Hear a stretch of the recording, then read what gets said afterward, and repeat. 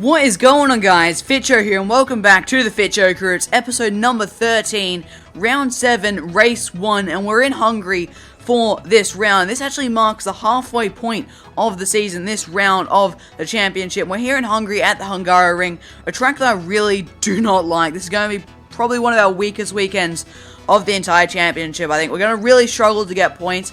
I just don't like this track at all. I don't know what it is, just the layout just doesn't suit me at all. And I just have no pace around here. I'm expecting to be outside the points in qualifying. Probably, I don't know, around 15th or possibly even lower than that. And I think points will be very hard to come by this weekend for us. So, yeah, it's going to be a tough weekend for us. We've just got to keep pushing. Hopefully, some things happen in front of us that will allow us to get points. But we just need to try our hardest, try and get some points on the board. And I think we'll probably lose our championship lead this weekend, but that's not to worry because we have a few good tracks for me coming up afterwards. Anyway, we're here in Hungary for the 7th round of the championship. It is the feature race here on Saturday. It's time to get into one-shot qualifying. Here we go, one-shot qualifying in Hungary for today's feature race. We head down towards turn number 1. It's a very long run as Antonio Fuoco is leans. We get on the brakes around 100 meters, then open the DRS straight away. It comes at you very quick out of turn 1. Now we run down this short straight towards turn number 2, down to third gear and down to second, even midway through the corner to try and get a better exit. And now you flick the car right through turn 3, now up the straight towards turn 4. We're currently in 10th place. They're 11th to Sorokin is leads now through turn 4, a very tricky corner, a blind apex, a little kink right before you flick it left. Is now through this long turn 5 and coming up to the chicane. And in the first half of the lap up to this point, I don't mind as we have a massive frame rate drop through the chicane, but this is where I really don't like this track. This next section right here mainly. I just don't like this section at all as we've dropped all the way down to 21st as Charles Leclerc is still leans. We head through this long right-hander and down the straight to the third last corner. Brake around 75 meters through that corner. As now we head down towards the penultimate corner, another hairpin. We're up into 18th place. We head through the penultimate corner, coming up to the final corner. Now as we head through the final corner, yet another sort of long sweeping hairpin. We come out of the final corner. Charles Leclerc looks set to take pole, and we come across the line in 17th place. Not the qualifying that we wanted at all.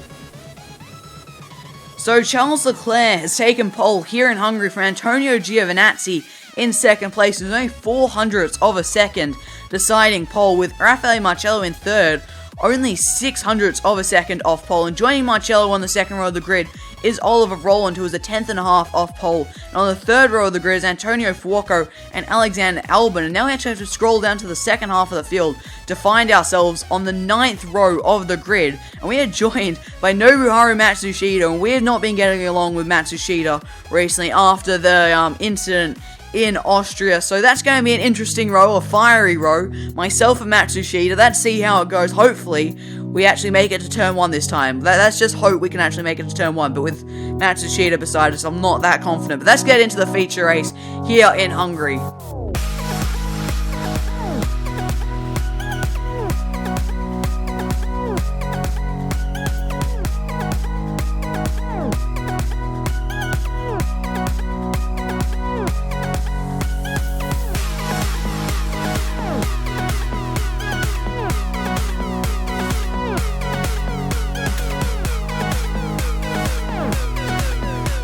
So the strategy for today's feature race is a two-stop strategy, starting on the softs, going to the mediums, and back to the softs. I could try the 3-stop starting on the super softs, going to medium, soft, and super soft again, but I've got a bit of a plan here, going for the two-stop strategy, because all of the top 10 will have to start on the super softs, because that's what they qualified on.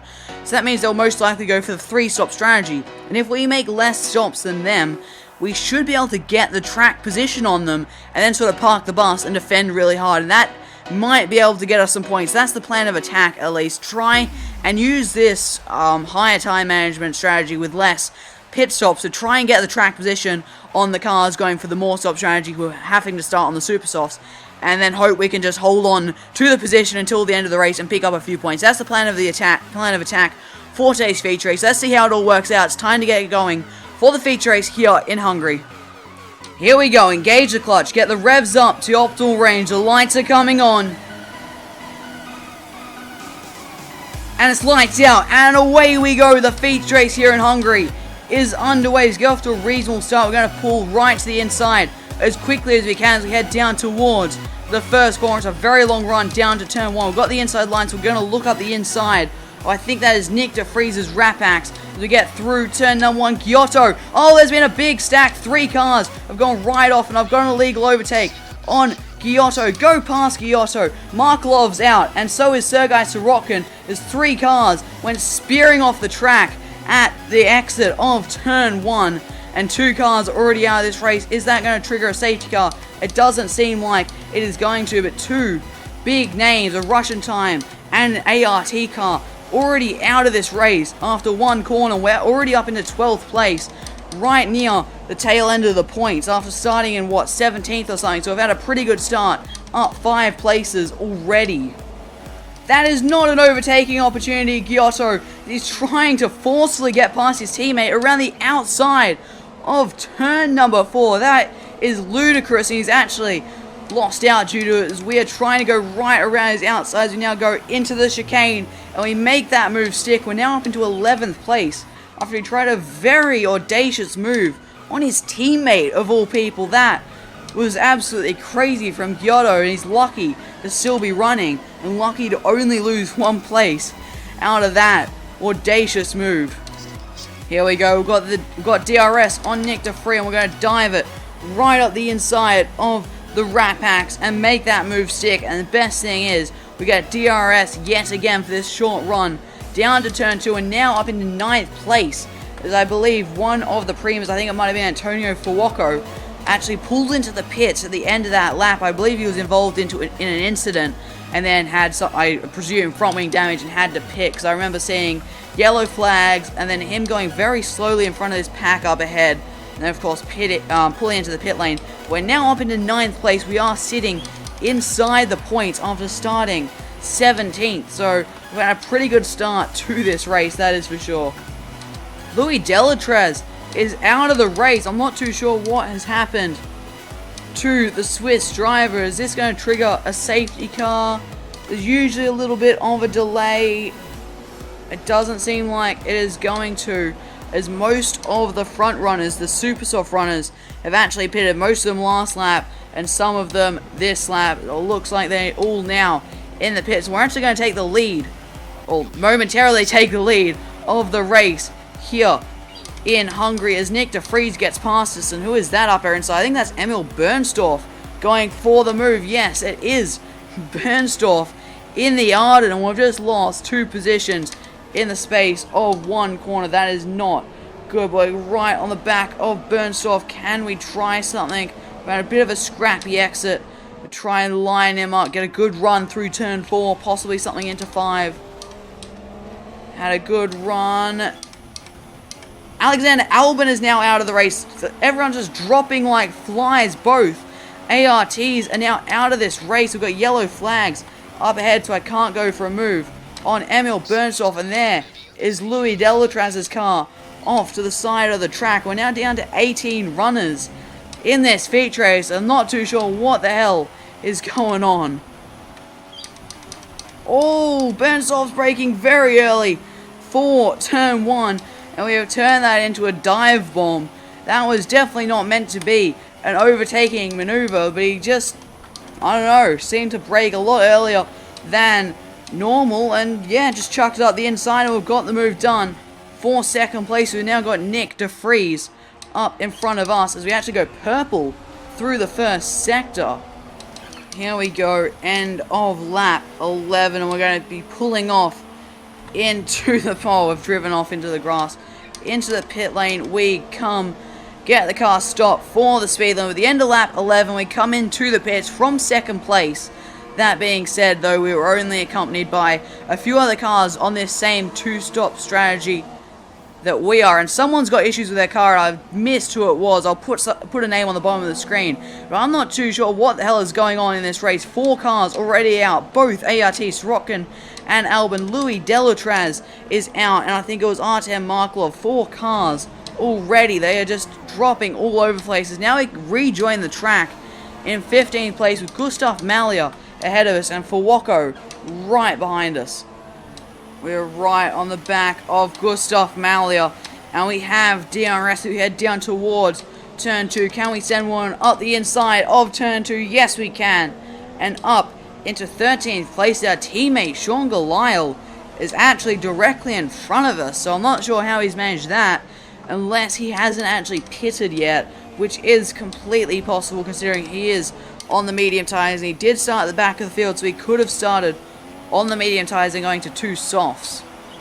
We're right on the back of our teammate Sean Galile as we open the DRS flap, heading down the pit straight towards turn 1. This should be a very simple overtake up the inside on our teammate. Hopefully he doesn't fight us too hard, because I think he's on worn medium tyres, so we shouldn't have to worry all that much. We're now up into 11th place as we've got a bit of a train up ahead that I can see, and at the back of it is Charles Leclerc, the pole sitter. So, you know, we're in a decent spot in this race, I think. That really proves that we're in a pretty solid spot, unless he's had some sort of incident throughout the race, but the pole sitter is just in front of us. Here goes Nick de Vries pulling to our inside. He just pitted the previous lap and swapped to the soft tyre. And there he goes past us. We have a horrible run out of turn 1. A massive slide, but there he goes up into 6th place. We're currently sitting in 7th place, and we've got Emil Bernstorff behind us. He's fairly close to us, but he's on the super softs. So he seems to be going, I guess, for the 3-stop strategy. I thought he was going for the 2-stop, starting on the soft or medium tyres or whatever it was, like we did, but he seems to have changed strategies. So it seems like me and Nick de Vries are going for the 2-stop, and the rest of the field is probably going for a 1-stop. So I reckon me and Nick can actually get into a pretty reasonable position by the end of this race. We're already sitting in a pretty reasonable position, to be honest, in 6th and 7th. I think we can definitely get a bit higher up towards the end of this race, when all the other cars make a 3rd pit stop, when we have only made 2. Oh god, here comes Emil Bernstorff. We made a big mistake coming out of the penultimate corner, and that has allowed Bernstorff to get a run on us down into turn 1, and we've now dropped down to 8th place. But that being said, he is on the super softs and we are on the medium tyres, so it's not to be, we shouldn't be surprised that he is that much quicker than us at this phase of the race. We want to try and stick with him as much as we can. So Gustav Malya next back, and he's a fair way back, and he is also on medium tyres, as we're actually right on the back of Emil Bernstorff. We're going to shove it up the inside of turn 5, and now we're going side by side up towards the chicane. He seems to have the run on the proper racing line. He holds on to 7th place, unfortunately. End of lap number 24, and we're going to be pulling off into the pit lanes. We had Antonio Giovinazzi right behind us, who had just made his stop. I think he was comfortably leading this race. We are now in the pit lane. That looks like Charles Leclerc just up ahead, who is also pitted. We're going to be going onto the soft tyres and going to the end of this feature race. We're currently dropped to outside the points, down 12th, possibly 13th place. And it's going to be interesting how this plays out, how many cars in front of us actually pit again this race, because that will determine if we actually get up into the points or not. Oh, we've got Fuoco ahead of us, but you can just see him down at turn 2. He's a little ways ahead of us, so it's going to be tricky to actually catch up to these cars. But I reckon there'll be a fair few cars in this field that'll probably have to stop again. So I think, a couple points might be on the cards here. We'll have to wait and see, though. We're right on the back of Fuoco, and as you can tell, we're actually up into 9th place, as a lot of cars have pitted this lap. I'm going to dive up the inside of Fuoco and make that move stick for 8th place. We're actually getting 4 points at the moment. We've got Emil Bernstorff in the Arden right in front of us on old medium tyres, so we can definitely try and pass him. We're going to try it here at turn 5. He's going to go right around the outside. No, he's not.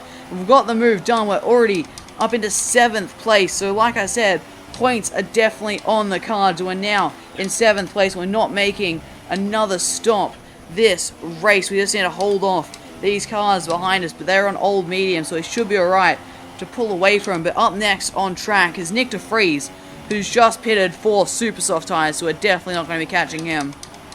It looks like Felix Sorrellis is in the pits as well, so we're now up into 6th place, and that is Rafael Marcello, who's just re-emerged from the pit lane directly in front of us. We are right behind the Campos, but he is on fresh super softs, so we can try and pass him in the next couple corners. We could possibly try and hold on to the position to the end of the race, but it's not going to happen as we make a little mistake through turn 2, and he's going to get his tyres up to temperature and bolt off into the distance on those fresh super soft tyres. But nonetheless, we are up into 6th place, and considering we started 17th, and this is a track I really don't like, this race has gone quite well for us so far, touch wood.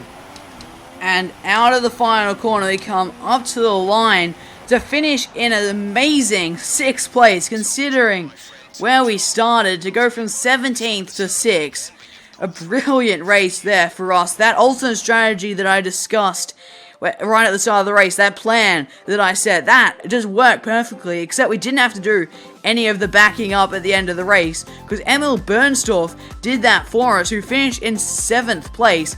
He had a massive train behind him, full of runners, I'm assuming, on softer tyres than he was, because he was on old mediums. So that just took all the pressure off my shoulders right at the end of that race. I didn't have to worry about trying to hold people behind me at all, because Emil Bernstorff did it, and he did it brilliantly. Props to him, and that is his first points of the season. He actually gets 6, so he jumps up, so he becomes the top Arden or Carlin with that race. So great job by Emil Bernstorff. But Antonio Giovinazzi has won the feature race here in Hungary by 10 seconds over Nick de Vries in 2nd place, and Raffaele Marcello rounded out the podium. But Nick de Vries, we were racing him early on in the race, and I just didn't have the pace to keep up with him.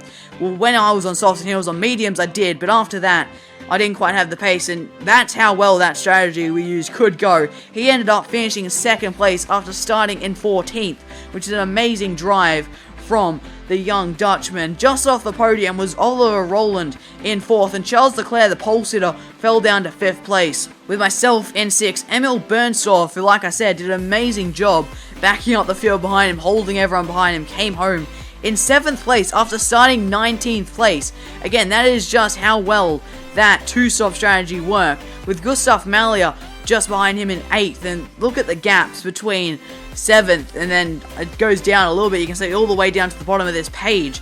It is so close. There was only a second and a half between 7th to 12th in terms of where they finished on the track, which is ridiculously close. That's how many cars Emil Bernstorff had to hold behind him, so it was a great drive from him. But anyway, behind him was Gustav Malya, I think I said that. Nicholas Latifi in 9th, and Sergio Seta Camaro rounded out the points. Just outside the points, we had Norman Nato in 11th place, Nobuharu Matsushita 12th, Felix Sorellis finished 13th, with Luca Giotto falling down to 14th place, Antonio Fuoco 15th, Jordan King finished in 16th, Igor Rutsev finished 17th, Sean Galisle finished 18th, and was the last of the finishers. Alexander Albon, Louis Delatrez, Artem Markov, and Sergei Sorokin all not finishing the race, so their races definitely didn't go to plan. I know Markov and Sorokin were taken out in that first corner instant where they got there was contact on the exit, but I'm not too sure what happened to Louis Delatrez and Alexander Albon. Just check the race director, it was a mechanical failure for both Albon and Louis Delatrez, so unfortunate for them, because they qualified in 6th and 7th place, and they would have been on for a few points in today's race, I think, so it's unfortunate for those guys, but that's how racing goes sometimes. A great race from us, going from 17th to 6th in that race. Amazing race for us, considering how much I dislike this track, so 8 points in the bag. That is just brilliant for our championship. Any points we can get, just every single point is valuable in this championship. So coming home with 8 points in today's race is much better than I thought. I honestly didn't think we would be able to get points here, but 8 points in the feature race is a brilliant result. So at the halfway point of the season, I lead the championship with 106 points, a 4-point lead over Antonio Giovinazzi in 2nd with 102 points. In 3rd place is Raffaele Marcello, only 1 point behind Giovinazzi with 101 points, with Norman Nato in 4th on 92 points.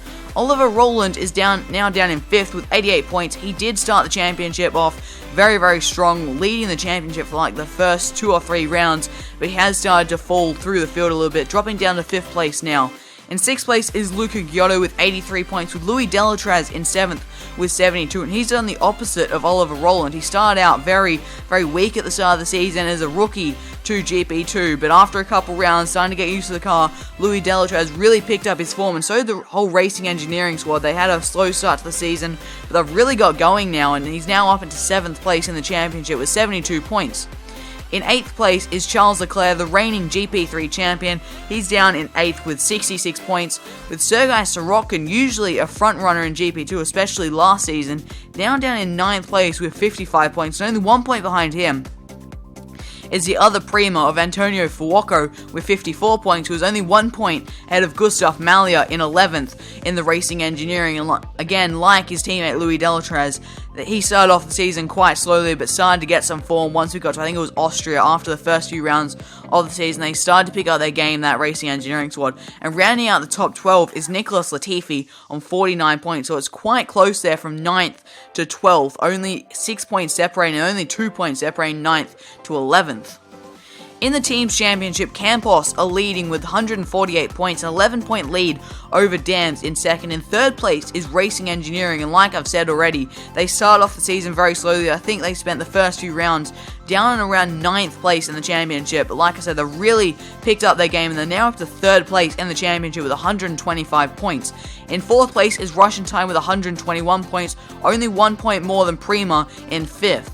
In 6th is MP Motorsport and Rapax, who are currently tied on 117 points apiece, with Trident in 8th, 106 points. And only one driver has actually scored points for Triumph, being myself, as Sean Galisle has scored absolutely no points. While we're on top of the Drivers' Championship, Galisle is sort of pulling us down a bit in the Teams' Championship. That's why we're all the way down in 8th. And in 9th place is ART Grand Prix with 99 points. And it's a very, very big gap down to Carlin and Arden, who have been struggling a lot this season. Carlin are in 10th with 8 points, and Arden round out the field with 7 points. That's what I'm trying to say. So that is all for today, guys. I hope you guys did enjoy this video. If you did, make sure to smash that like button. If you are new to the channel, make sure you subscribe. Thank you so much for watching. I've been Fitcho, and I'll see you all next time.